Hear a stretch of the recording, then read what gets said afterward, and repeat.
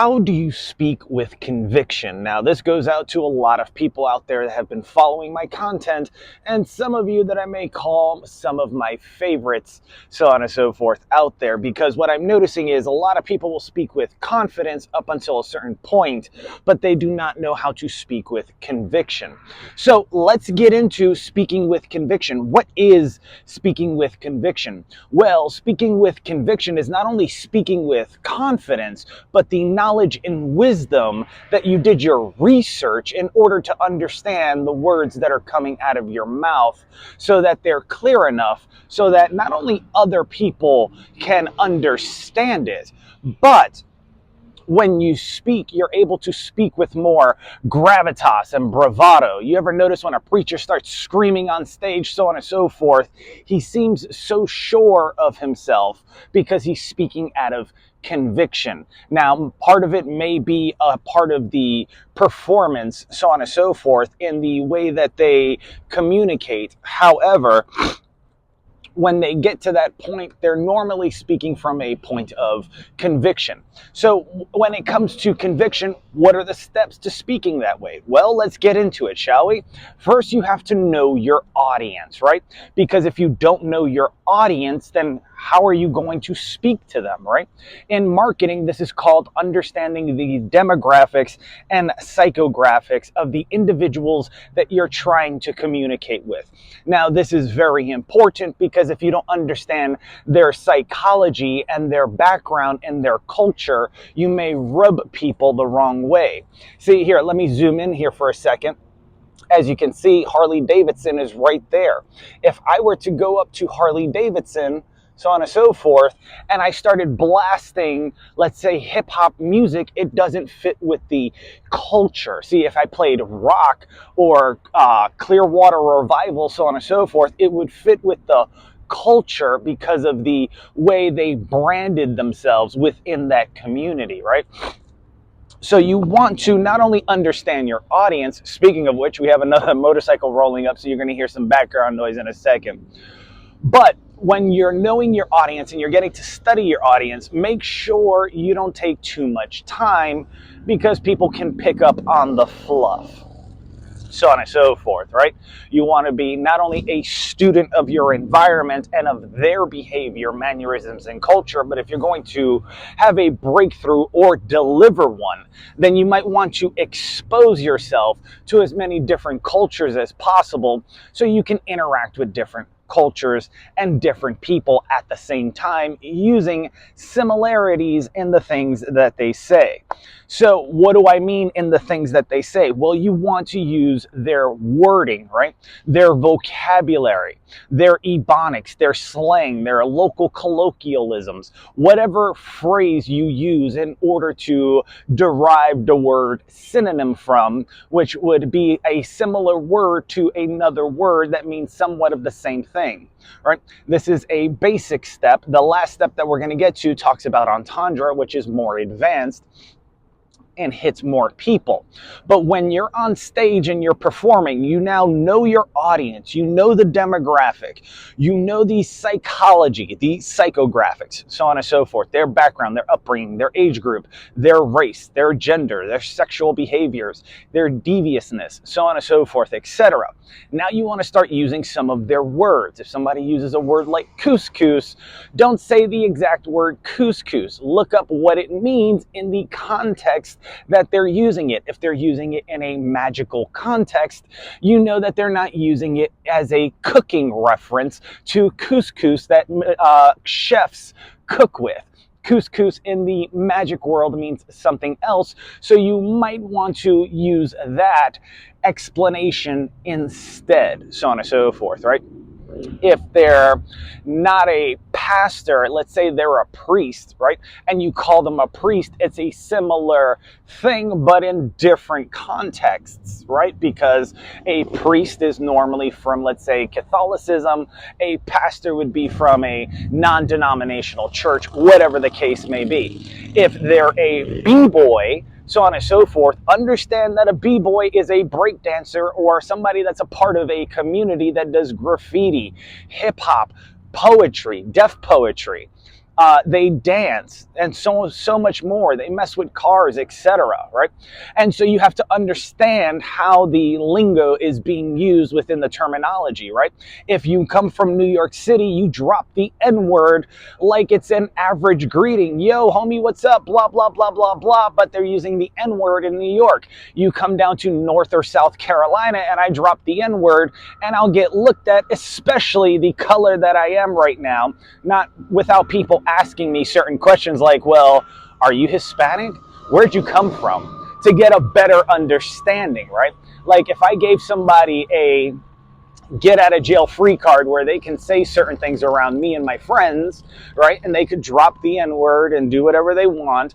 Don't misuse it or mistreat it because, well, just like everything else, like a license, it could get revoked. So remember that, right?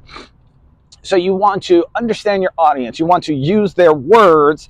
And then when you get more advanced and more comfortable with them because you developed a rapport with them, you want to, excuse me, use what's known as shorthand, right? Now, getting into the last 2 points here, when I say shorthand, right? You ever write in cursive or you're writing in print and you put like W / so on and so forth? That's a form of shorthand in the grammatical text, but that means the word with, right? Or B / W between, so on and so forth, etc. And all these things could be a shorthanded version or an acronym, right?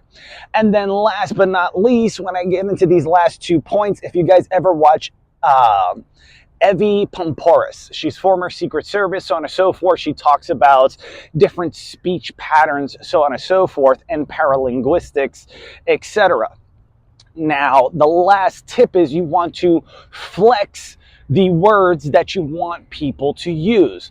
How do I say this? What do I mean by flexing? I don't mean by all of a sudden talking and saying, hey, you know this one, blah, blah, blah, or being too obvious, right? You want to build your story up or your conversation up and then emphasize either with characteristics, body movement, behavior, so on and so forth, or the inflections and volume within your vocal cords when enunciating and pronunciating the words, talking and referring to your pitch or your tone. So if I wanted to ask you, are you picking up what I'm laying down, so on and so forth, because I'm doing a lot of stuff here, you can get understanding that I want you to pay attention to the word picking up. I flexed that part with volume, so on and so forth, and then I put it into a phrase. Are you picking up what I'm laying down? Because I'm doing a lot, and most people seem to ask for help, but when they get help, they don't want it from the person that was sent to them. So when the person that was sent to them comes right to their face or their doorstep, all of a sudden they say, you know what? I don't want help from you. I want help from somebody else. I want the big guy. I want the chairman of the board. I want so on and so forth. I don't want you. Well, let's put it like this, Snowflake. If I couldn't get the job done, I would have never been sent. Do you understand what I'm saying now?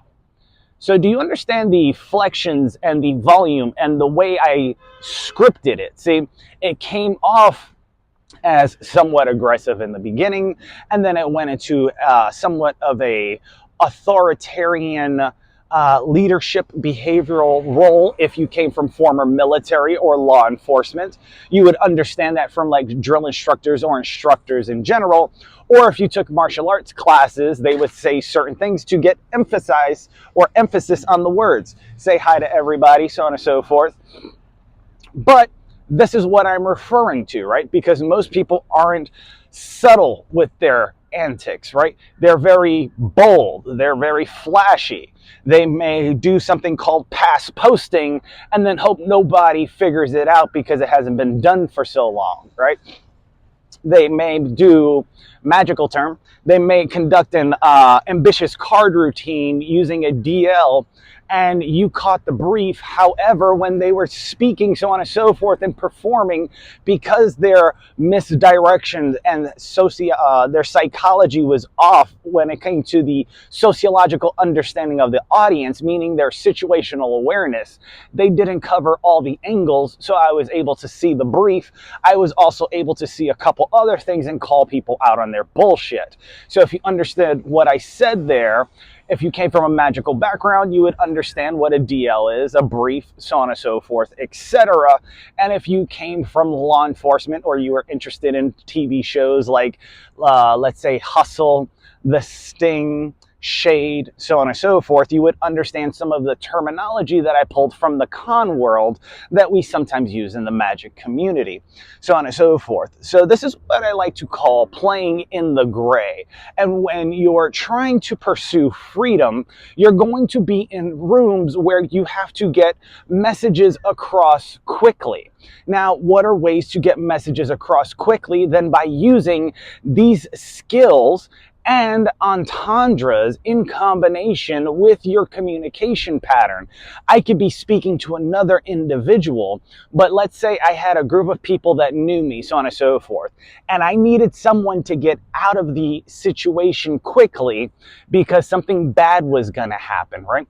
But the reason why I wanted them to go was because of, well, I know their demographics, I know their physicality, and if things are going to get physical, I need them to leave. So during the conversation, I would just bring something up casually. Be like, oh my God, my friend the other day, he proposed to his girl and he ended up giving her a ruby ring, so on and so forth. Not only did she not enjoy it, she didn't even want the ruby ring. She didn't care how much it cost, so on and so forth. She wanted the diamond ring. You remember earlier how when people ask for help or ask for something, they normally will get it, but then they don't want it. They want something different or something more, etc. Like when I said, oh, I don't want to deal with this person. I want to deal with the bigger person or the chairman. I don't want to deal with the CEO or the CMO, the board of directors, a director, a manager. I want to deal with the head honcho, so on and so forth. I want to meet him face to face. And then, of course, after some time, even if they got the chance to meet the head honcho face to face, they still wouldn't be satisfied, right? Now, within that whole story, that whole thing, I said one key word that if somebody was with me, that I taught this word to, if they heard it, they would understand this is an emergency and I need you to leave, so on and so forth. All right, let's point out some things in that story. I talked about my friend buying a ruby ring for somebody. I mentioned that they didn't want it, so on and so forth, that they only wanted a diamond. No matter what they got, they were never satisfied. Translation, what am I saying? This person asked for help. This person wanted this. It's about to get dangerous, so on and so forth.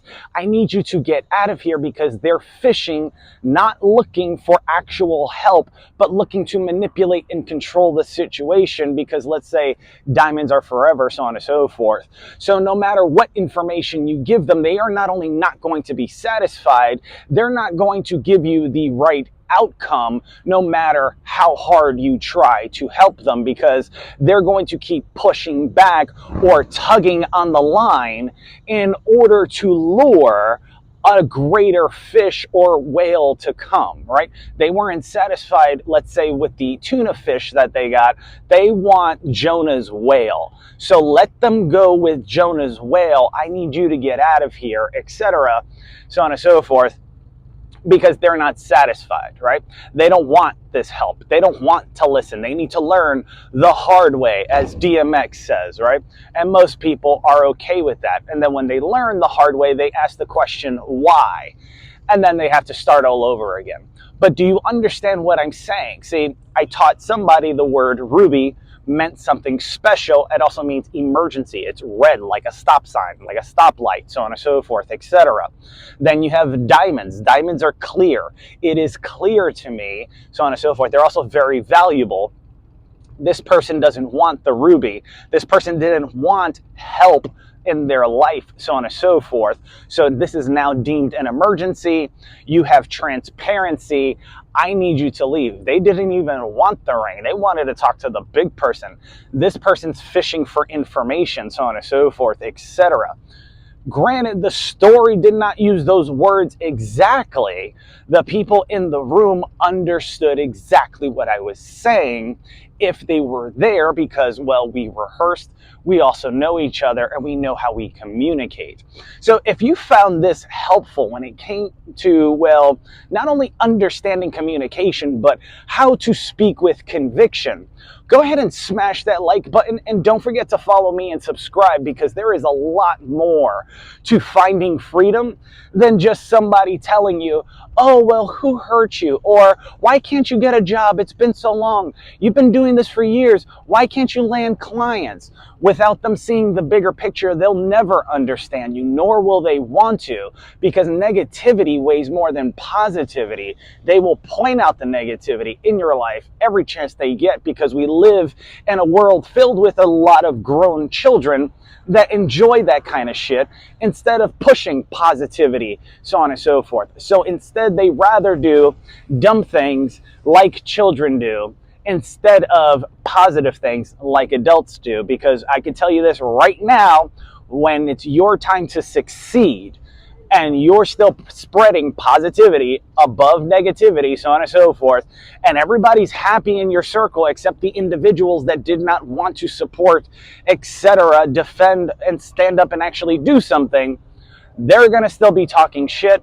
You and your new circle, or your circle of friends that you decided to keep around you, will keep moving forward, and hopefully that snowball effect will take place where you blow up. So till next time, my friends, take care. God bless. Mwah.